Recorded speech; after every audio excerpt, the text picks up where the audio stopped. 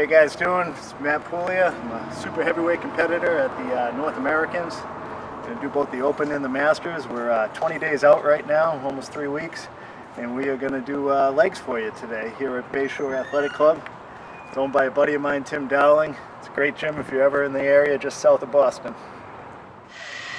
So we're starting where most men start their leg workout, on a hip adductor machine. Most men start their leg workouts here?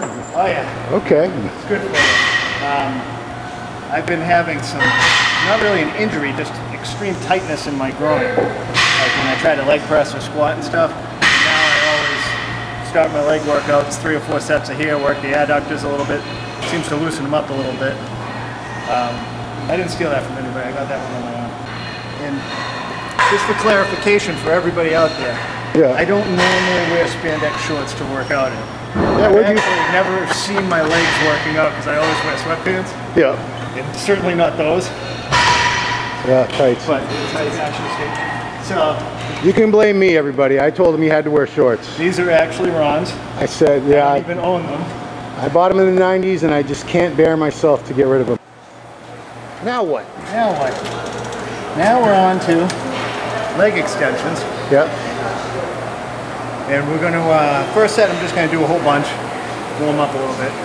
Then we'll do 3 or 4 sets of leg extensions, superset with walking lunges. One of the good things about this gym, as you can see, there's plenty of room.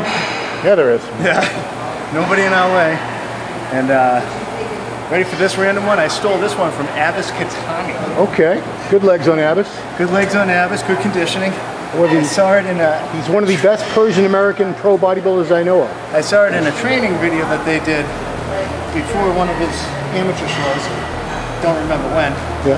And, you know, you see somebody doing extensions with 100 and 120 pounds or whatever, and walking lunges maybe with 25-pound weights, and you think to yourself, what a wuss. What a wuss. So, I think everybody should try that and then decide if they're a wuss or not. Third superset.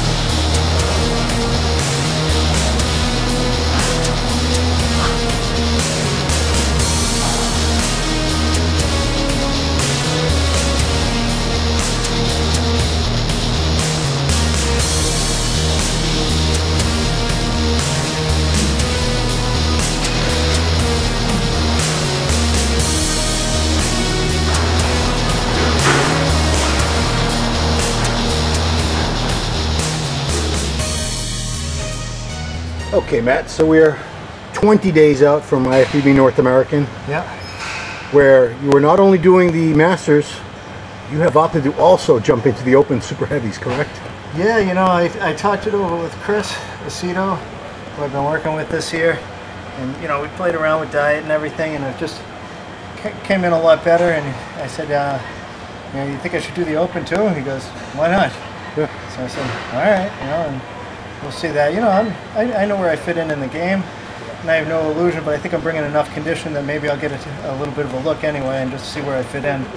You know, because if I do win, I want to do a pro show anyway, and might as well see what I look like next to some of these guys. Sure. So, what has Chris been doing the last few weeks since the last time we talked to you with your nutrition? How's he tweak things around? Well, we've upped carbs a little bit since the Team U.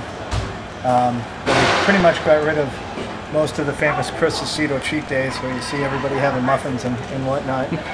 We did a lot of that kind of leading into the Team U on the way down, but I think we've stayed pretty much clean since then, with only a real occasional like muffin or something here or there. And he always does them around the workouts. But basically it's the same general format, just a little bit more carbs. We upped it a little bit and then we upped it a little bit again, and my body seems to like it a lot. So.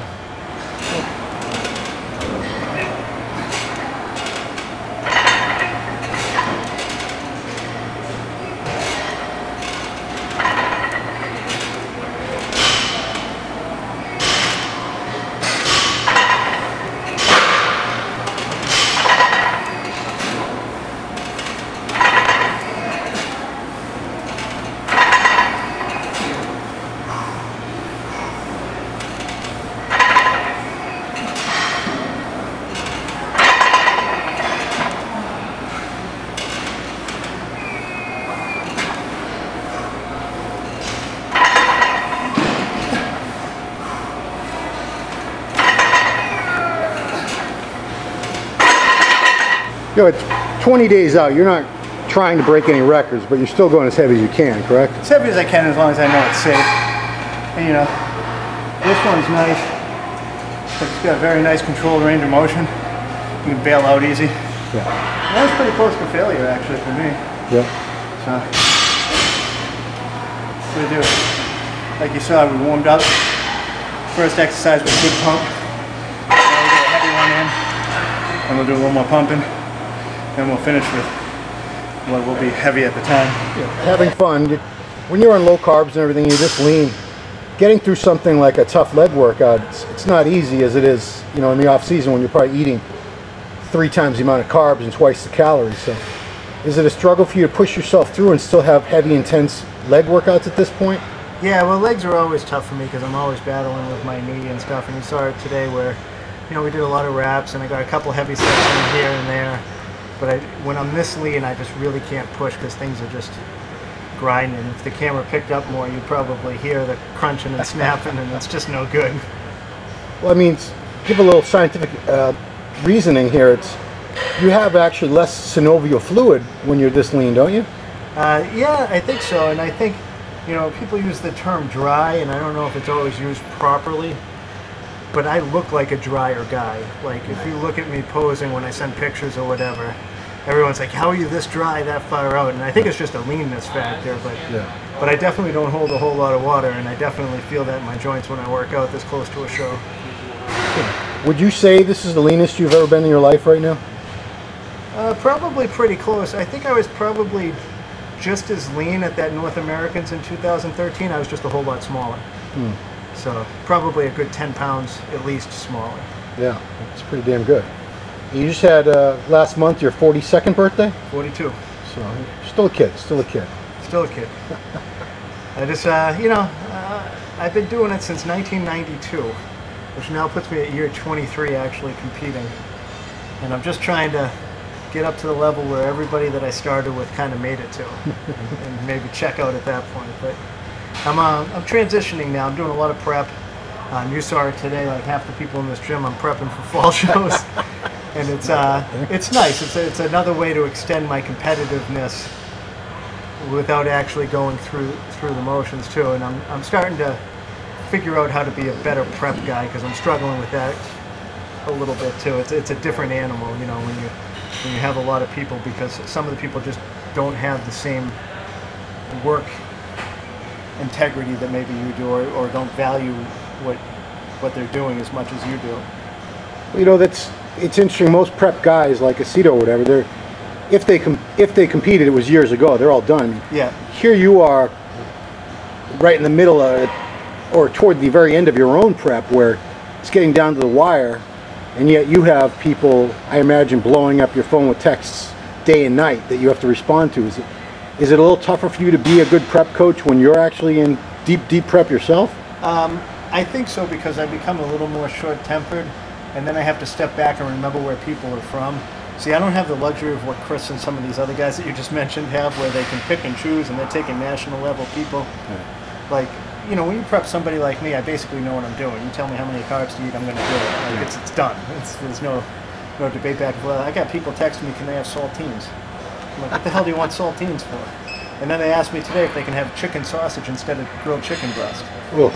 And you know, you look at those things, and at first you kind of get aggravated, because here I am starving myself, eating fish, and then you think to yourself, well, this kid's probably 20 years old and doesn't even, you know, doesn't have the full picture yet, like doesn't even know what he's doing yet. So I'm learning to step back as I get closer to a show and just really think through when I see questions from prep people on why they're asking me these kinds of things. And I think I think the actual going through it now, where I prep newcomers, a lot of newcomers, makes me a better prep coach.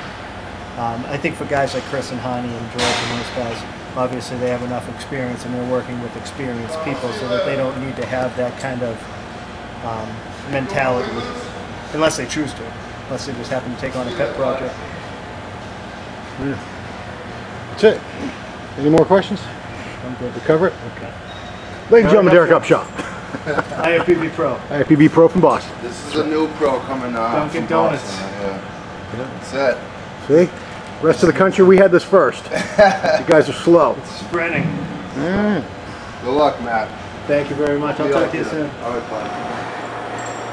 The only thing I can't really effectively train with Jose because he's just too damn strong now. Legs? Yeah, he's just a whole different world. I mean, we still do it from time to time. Yeah.